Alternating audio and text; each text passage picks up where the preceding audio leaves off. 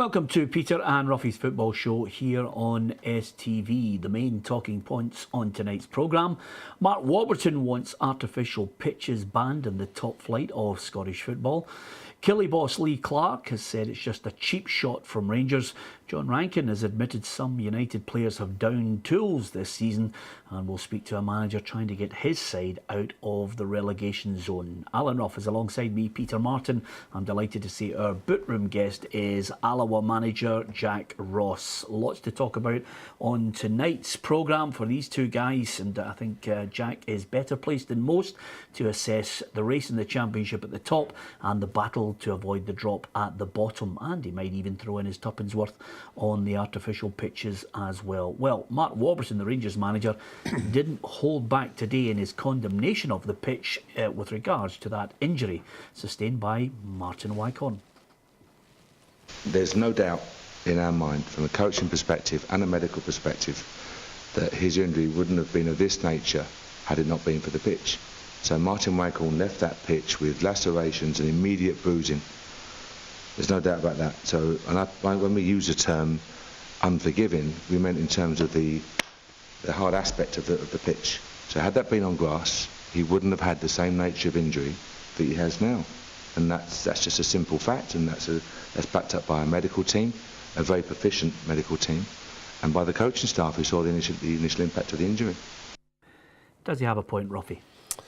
I think we've went through this discussion for the last 2 months. In an ideal world, I think we'd all want to play in grass, but the people who have the artificial surface, it's there for a reason. You pick up injuries in grass, you pick up injuries in the artificial surface. If he thinks that that particular surface caused that injury with the backup and everything that he's got, then you're not going to persuade him. You know, I think Rangers in particular have made up their mind that they don't like the artificial surface. It doesn't matter where they go, whether it's Queen of the South or whatever, they just can't get their head round it at all.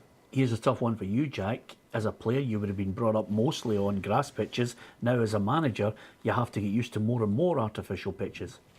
Yeah, I mean, I certainly think it's a strong statement when you consider that Champions League teams use artificial surfaces. And as Alan says there, the reason is because the circumstance around it. You know, some of the clubs, I think CSK and Moscow have got one because it'll be climate. The reason they'll use it is to produce a top quality turf within their environment. As a player, certainly my experiences were mainly on grass.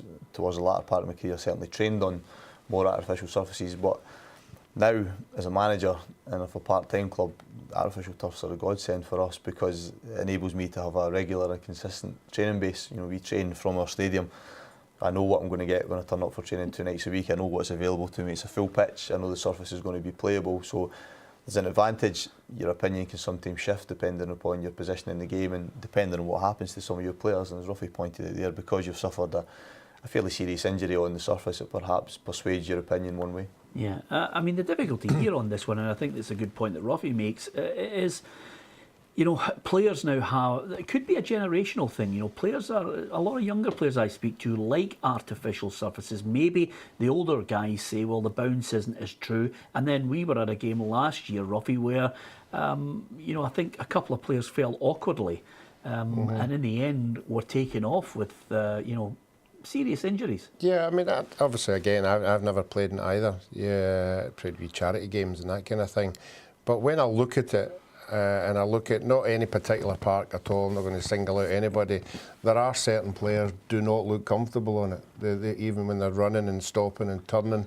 You know, but in saying that, there are other players who glide through it. There are other players who that particular surface suits them down to a T. And it's the players who can get their head round it are the ones that are suffering. Yeah, you've mentioned climate. You've mentioned obviously a lot of clubs look at it and may well look at it as financially lucrative as well, Jack. Yeah, I mean, there's reasons I think for teams in Scotland having it are that because it enables them to bring in income from obviously hiring it to the general public and to other clubs.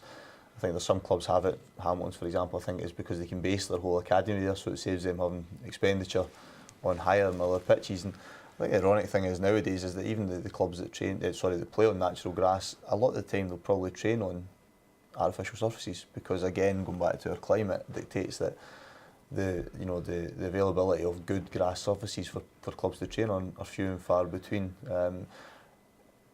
in an ideal world, as Ruffy said, you would play on grass. I think we would. I don't think I'm any different in that way. However, the resources within Scottish football to have a top quality playing surfaces and training surfaces throughout the country, they're just not there. There was reference last week, I think, to the Leicester-Liverpool game. I think that was on and talked about the playing surface for that game. I think Leicester have spent well in excess of £1 million on that surface, and to maintain it and to keep it at that level through the course of the season. So that's completely different in terms of what's available to do it. Yeah, well, I've got to ask the question to both of you then, because it's crying out for me to ask it. Should it be banned in the top flight in Scotland? I would say no, because I think that again, citing the Champions League example is there. I don't think it's going to go away. I think as long as there's a standardising of it in terms of making sure it reaches an acceptable standard and it's within the rules, I think they're here to stay. I don't think you could ban it. I think the financial climate, I think the clubs do it for a reason, and that's why we're where we are. But obviously, as Russ said there, if it's at a standard that it passes the UEFA or whoever it has to pass, then I don't think you can complain about it. Yeah, okay. We have been conducting a poll on this. Should artificial surfaces be banned in the top flight of Scottish football? It's close. Yes, 51%, and 49% saying no. I really wish I could have probably chopped that down into age groups as well, but we tried our best. Give us your thoughts on that, and we will talk more about it on Saturday's programme at 2 o'clock.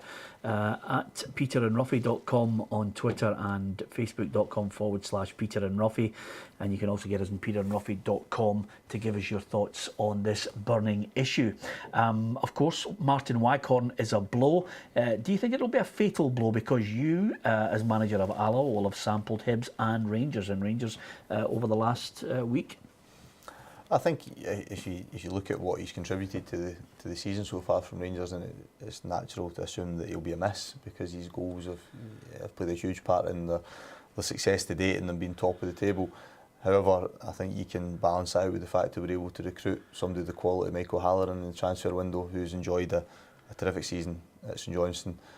Seen him first hand last Saturday. I think he's still adjusting to a different style of play and a different system at Rangers, but he will, without question, score goals between now and the end of the season and contribute. And that's, for not forgetting about people like Nicky Clark, who obviously came on and scored during the week, who has a very prolific scoring rate in the lower leagues as well.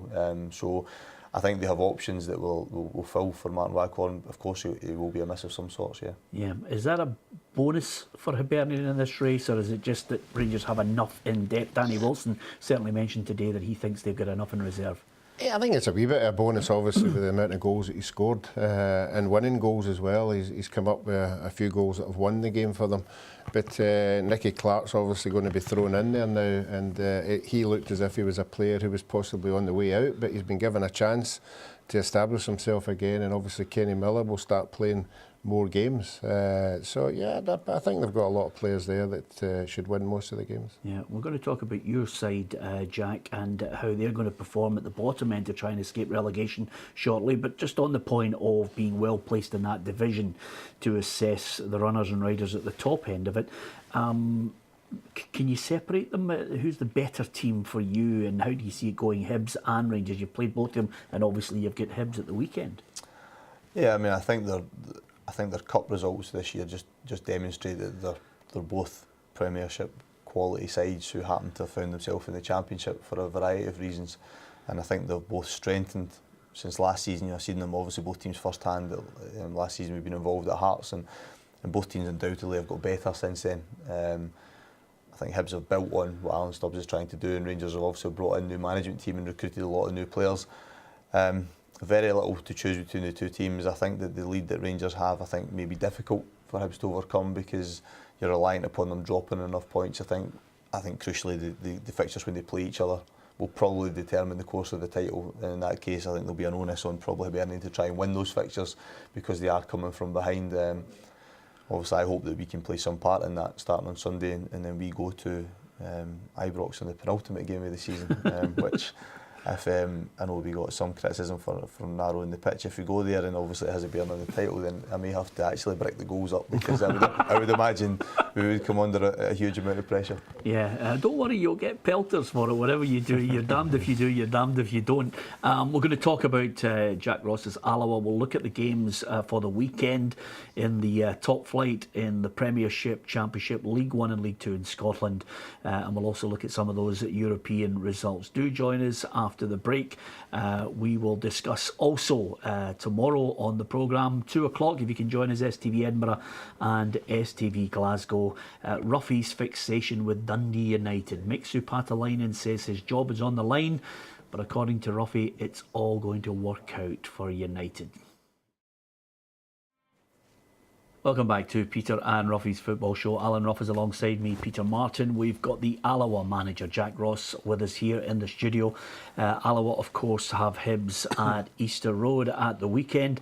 I think it's one of those jobs. It's a thankless one. You mentioned already the part-time capacity of Alloa, and you're luckily not detached. You've started, we've started to see a little response from you guys. Are you confident that there's still, a belief in the squad that they can get out of this?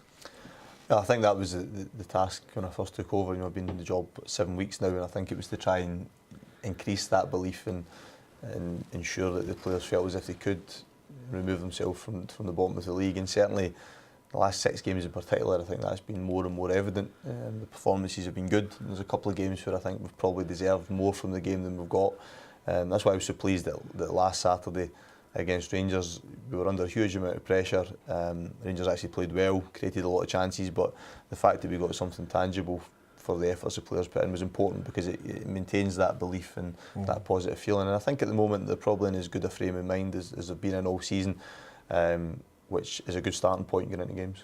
Now, I think people are looking at it saying, okay, it's Alloa at Hibernian. The expectations are not, high for you guys to do anything. It's the next couple of games that are the key for you, I would imagine. Yeah, I mean, you're always looking at your fixture list and seeing what lies ahead of you, both in terms of preparation and the expectancy upon you. And we knew we had Rangers and Hibs, and then that's followed by Livingston at home and the Barton away in a midweek game. So those 2 fixtures will be the ones that'll have a huge bearing on that last quarter of the season for us. We go into Sunday believing we can go and win the game, because you've got to. Thereafter, we have 2 really important fixtures that we will look to try and win and want to win, because if we do that, then we give ourselves a really, really good opportunity of maintaining our status. Yeah. I was just going to say that. How difficult is it to get them to believe that they can turn in performances like Rangers? And they've done it against Hibs as well. They've done it against all the top teams. Yeah, I mean, it's a challenge. It's probably part of the challenge of management. I think that for me, this is new in terms of doing this role, although I've been involved in coaching since I retired from playing. And I think my first priority was getting them on side and getting them to have this positive feeling around them. And I don't think it was easy at first. I think you go in thinking that within 2 days you'll have turned them round. But the good thing was, I think, with the exception of the first game, the performance levels started to improve, and we got a really good result early over at Raith Rovers, a win in a midweek game, which helped. That helps, because you can do all the work you want within the training and within the dressing room, but you do need the results to go your way as well to encourage that and grow that belief. So a bit of both, a bit of the work you do, and then also you need things to fall for you at the right time. Saturday was an example of that, because we carried a little bit of good fortune on times, and our goalkeeper was terrific. And Peter touched early on, obviously you brought the park in against Rangers. Did you consult your players before you decided what you were going to do? No, we brought the pitch in just after I got the job. It was something that we looked at, and we knew, we asked the question, we knew we were going to be allowed to do it. Didn't consult them, looked at our home record prior to me taking the job, which I think we'd taken 1 point from 27 at that point at home. We've still not managed to get that elusive home win, but already we've got more points at home, so it's worked in that sense. It doesn't really help us from an attacking point of view, because we don't possess a real physicality or a long throw, or which you normally would associate with tighter pitches, but defensively it helps a lot, because it allows us to get closer to players, and the gaps between our back four are smaller, so that gives us when you are doing better defensively, it gives you a platform to try and win games. Yeah, absolutely. And just on that, and forgive me, I hope I'm not talking out of school because we were chatting about it beforehand. I know a lot of Alloa fans are looking and wondering what Jack Ross's philosophy, but I thought you told us a great story about meeting Marcello Lippi and getting his insight into systems, how you play formations, how you prepare for games against certain teams. Yeah, I mean, I think especially in the modern game, there's a lot made of the word philosophy, and there's a lot of managers and coaches that have their own ideologies and their own preferred system of playing. And it was a question I got asked when I took the job, and my answer was simply a winning one, hopefully. And I attended a CPD event a few years ago, and Marcello Lippi spoke, and he was asked the same question, and he said he didn't have one. He said it would depend on the players that were available to him, especially at international level, and even more so, he said it was his strikers that dictated his style. If you had strikers that were good in the air, then he worked on getting the ball wide and putting the ball in the box. If you had strikers who were quick, he worked on getting the opposition to come onto them and playing on the counter and playing in behind, and which I thought was a really good insight, to a manager who had won the World Cup, so was obviously good at his job. Listen, everybody has their own opinion on whether that's the right answer or not, and certainly it's been my thoughts going into the job at Alloa was to find a way of winning games, and that changes week to week, changes according to the surface, the dimensions, the weather, whatever it might be. Absolutely. Who says a manager's job is easy? Okay, we've got Partick Thistle against Aberdeen tonight. Can you see only one winner, Ruffy? No, I think Partick Thistle will go into the game thinking, obviously with Hayes being out, the wee blip that they had, that there'll be a chance in there. But it's all about Partick Thistle. They're notorious slow starters in these midweek games, and they'll have to, I would think they would have to score first to have a chance of taking in out the game. Okay, here's a look at the fixtures from the Premiership starting tonight. Obviously, Partick Thistle, Aberdeen. Then it's Celtic against Inverness, Cali Thistle. Can Inverness do the Dons a favour? Dundee United against Hearts, Kilmarnock Dundee, Ross County against Hamilton, and St Johnstone against Motherwell. And one of those teams there, Ruffy, we've been talking about all week. John Rankin has come out and said that at some stages, when it's not going their way, some players have downed tools. What a remarkable statement to make about your teammates. Yeah, you would like to think he's maybe had a chat with his teammates before he went to the media. I hope he has. Yeah, but no, I've been at clubs where the senior player takes it upon himself when you're going through a bad run to sit them down, and when somebody a wee bit of respect you've got there, you listen to what they're saying and you try and take it in, and that's what he'll be hoping for. The only reason he's done it is to get a reaction from them, and I'm sure if the players up there are decent enough, there will be a reaction, because everybody wants to win it together. Yeah, just briefly on that, are you surprised? Obviously 4 wins in 18, even Mixu feels his job is on the line. Yeah, well, I think he's been honest enough, that as a manager you've got to win games. He wouldn't want to be the manager who takes them down the division. There's no doubt about that, but certainly he'll be looking for a reaction as well. Here's the Premiership table, and as we look at it, Jack, I think if they can't get themselves out of that predicament, suddenly a number of people are warning Dundee United that next season in the Championship it's going to be one heck of a league to try and get out of. Yeah, I think the landscape of the Championship changed for an indefinite period last year when you found Rangers, Hearts and Hibs in it at the same time, and the fact that only one of those clubs was able to get themselves out of it last year, and Hearts, meant that it remains really challenging. There's only one guaranteed position, at the moment coming up. So, in theory, you could have Rangers and Hibs, or Hibs rather, still in it again next season. So, difficult league. I know firsthand from being involved in it over the last 3 or 4 years now with Dumbarton, Hearts, and now Alloa. So, very competitive. There's very, very few easy games in it. So, that is a danger as well. That's why clubs are desperate to avoid dropping out the Championship, because they know that it's not a foregone conclusion that they'll be able to come straight back up. Yep, I would agree with that. It's makes it exciting for us. It's an exciting league to look at when it's competitive. When we had Falkirk there hanging on to Hibs and Rangers for a wee while, and it's good. You've got teams going for certain positions. It now looks as if the 4th place is the only place that's to be occupied, but it's certainly a really good league. Yep, here's the fixtures for the Championship tomorrow that we can look forward to. Morton against Falkirk, Raith Rovers against Livingston, St Mirren take on Dumbarton, And then on the Sunday, of course, it's Hibs against Alloa and Queen of the South against Rangers. And of course, as we look at the championship table, Jack Ross knows exactly what it's all about there. He knows what he has to do. Only 4 points between Alloa and Livingston, so it's still all to play for, and it's certainly catchable. And at the top end, well, I think, Jack, Peter Houston has the line of the year. If Falkirk win the league, there'll be league reconstruction immediately in the summer. It just shows the strength of your division, though. There are teams there that can hold their own in the Premiership easily. Yeah. Look, it's a well-worn argument about the extension of the top league, but undoubtedly there are clubs that are in there that have playing squads that could handle, I think, and also infrastructure. There are clubs that could do it. To the clubs that are in that league that aren't challenging for the title, and I'm taking Falkirk in that now because I've slipped away a bit. It's a former club of mine who were challenging for the top 6 in the Premier League when I played there. St Mirren, who were a Premier League club when I played there. So it just shows you these clubs that have had recent history, have been successful in the Premier League, have found themselves in the Championship, and they're clubs that we don't really talk about in terms of challenging because all the focus is on Hibs and Rangers. So a number of really Premiership clubs, if you like, in this league at the moment, and in theory you could have Dunfermline adding to that again next season as well. Yeah, absolutely. Let's not highlight all of Jack's clubs just in case they've all been relegated and he is a jinx. It's as simple as that. We wish you well at the weekend, Jack. Thanks very much for coming on the programme. Join Ruffy on the programme tomorrow with Gordon Smith and Frank McAvaney. It could be the day when Ruffy eats some humble pie, unless of course the revival starts with Dundee United. We might give him an easy afternoon, but then again, I think it could be a mightily difficult 4 hours for him. STV Edinburgh, STV Glasgow. Join us at 2 o'clock. Thanks to Jack Ross.